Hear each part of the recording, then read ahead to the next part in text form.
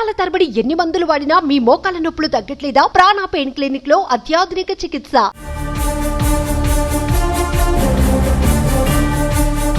త్వరలో ఆఫీసులో ఆకస్మిక తనిఖీలు చేస్తానని కలెక్టర్లకు సీఎం చంద్రబాబు నాయుడు చెప్పారు. సచివాలయంలో జరిగిన సమావేశంలో ఆయన మాట్లాడుతూ కలెక్టర్లకు గట్ట ఆదేశాలు ఇచ్చారు. గత 5 ఏళ్ల పాలనలో ఎంతో నష్టపోయిన ప్రజలు ఎంతో నమ్మకంతో కూటమి ప్రభుత్వాన్ని ఎన్నుకుంది. వారి నమ్మకాన్ని నిలబెట్టడానికి శక్తివంచన లేకుండా పనిచేయాలని అన్నారు. తాను ఉమ్మడి ఏపీలో సీఎంగా ఉన్నప్పుడు ఎంత శ్రమించి పనిచేస్తానో అంతకన్నా ఎక్కువగా ఈసారి శ్రమిస్తానని చెప్పారు. ఈ క్రమంలోనే అన్ని పట్టణ గ్రామీణ ఆఫీసుల్లో కూడా సడన్ గా విజిట్ చేస్తానని చెప్పారు. విధుల్లో ఎవరూ అలక్ష్యం ప్రదర్శించినా క్షమించనని చెప్పేశారు.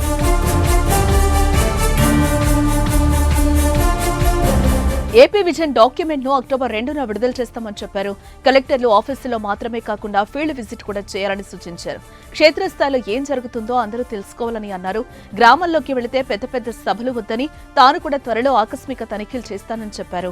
కలెక్టర్ల సదస్సులు తనకు కొత్తేం కాదని, 1995లో సీఎం అయినప్పటి నుంచి ఎన్నోసార్లు తాను ఇలాంటి భేటీలు నిర్వహించానని అన్నారు. ఇవాళ జరుగుతున్న కలెక్టర్ల భేటీ ఓ చరిత్ర తిరగరాయిబోతోందని అన్నారు. గత 5 ఏళ్లలో అందరూ ఇబ్బందులు పడ్డారని చంద్రబాబు గుర్తు చేశారు. కాబట్టి ఈసారి ప్రజలు చారిత్రాత్మక తీర్పిచ్చారని అన్నారు.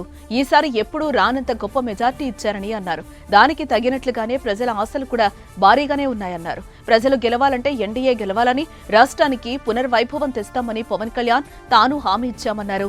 కానీ పునర్నిర్మాణం చేయాలంటే చాలా సమస్యలున్నాయన్నారు. ఈ కలెక్టర్ల భేటీలో రాష్ట్ర పునర్నిర్మాణానికి అంకితమవడానికి దిశ నిర్దేశిస్తోందన్నారు. పోయిన బ్రాండ్ను తిరిగి తెచ్చుకోవాలని, ఏపీ అధికారులంటే ఎలాంటి వారో చూపించాలని అన్నారు. గత 5 ఏళ్లలో ఒక్క కలెక్టర్ భేటీ పెట్టలేదంటే పాలన ఎలా సాగిందో అర్థం చేసుకోవచ్చని చంద్రబాబు పేర్కొన్నారు. కలెక్టర్ల భేటీ అనేది మంచి సంప్రదాయం అన్నారు. ఇకపై 3 నెలలకు కలెక్టర్ సదస్సు ఏర్పాటు చేసుకుందామన్నారు.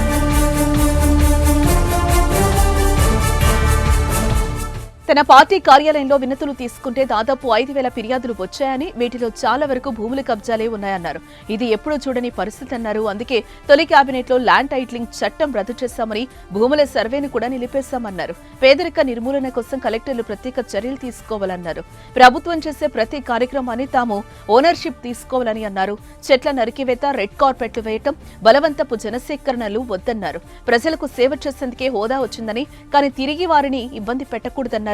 త్వరలో పాలనంతా రియల్ టైమ్ లో జరిగేలా ఓ యాప్ అందుబాటులోకి తెస్తామని చంద్రబాబు అన్నారు. క్యాలిక్యులేషన్స్ కూడా పెట్టుకోండి. ఇప్పుడు మీరు అన్ని ఫిలప్ చేసి గ్రావిటీతో వచ్చేట పర్లేదు, కాస్ట్ పెట్టి ఫిలప్ చేసి రేపు వర్షం వస్తే మళ్ళా నీళ్ళు సముద్రంలో పోతే అది వేస్ట్ ఆఫ్ మనీ. ఆ క్యాలిక్యులేటివ్ గా డిపార్ట్మెంట్ లో మీరు మాట్లాడుకొని టైం ఎంత ఉంది, వాటర్ ఎంత ఉంది, హౌ టు ఫిల్ ఇంది మొత్తం ఎడ్ చేయాలి.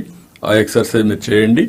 అదే మరి ఆల్ ట్యాంక్స్ ని మీరు ప్రొటెక్ట్ చేసుకోవాలి. అక్కడి నుంచి ఆల్ ప్రాజెక్ట్స్ లో I'm asking you be clear. Maintenance is very very important. Even gates grease వేయలేకపోయాం. వీఆర్ ఫీలింగ్ కడాన గేట్స్ పెట్టడానికి డబ్బులు ఇవ్వలేకపోయింది గవర్నమెంట్. ఒకసారి గేట్స్ పెట్టిన తర్వాత మళ్ళా కొట్టుకొని పోతే డబ్బు లేకపోతే కూడా రాలేదు. గేట్లు పెట్టడానికి కాంట్రాక్టర్ రాలేదు. అలాంటి దౌర్భాగ్యమైన పరిస్థితుల్ని చూసా.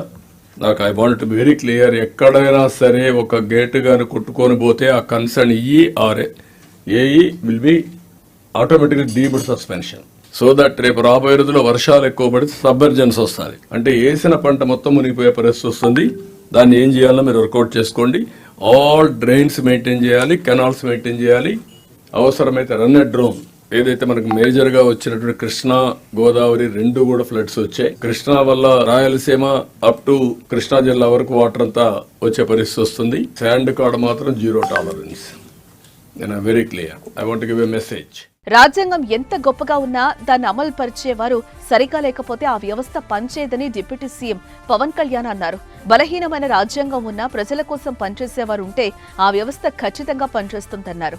అనుభవం ఉన్న వ్యక్తి చంద్రబాబు నేర్చుకోవాలనుకునే తనలాంటి వారితో కలిసి వ్యవస్థలను ముందుకు తీసుకువెళ్తామన్నారు. చంద్రబాబు విజన్ ను తాము ముందుకు తీసుకువెళ్తామన్నారు. విభజన వల్ల 20 ఏళ్ల పాటు అవమానాలు, ఇబ్బందులు పడ్డామన్నారు.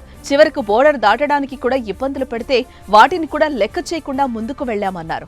ముఖ్యమంత్రి చెప్తున్న స్కిల్ సెన్సెస్ కు సలహాలు, సూచనలు అవసరమని కలెక్టర్లకు పవన్ తెలిపారు.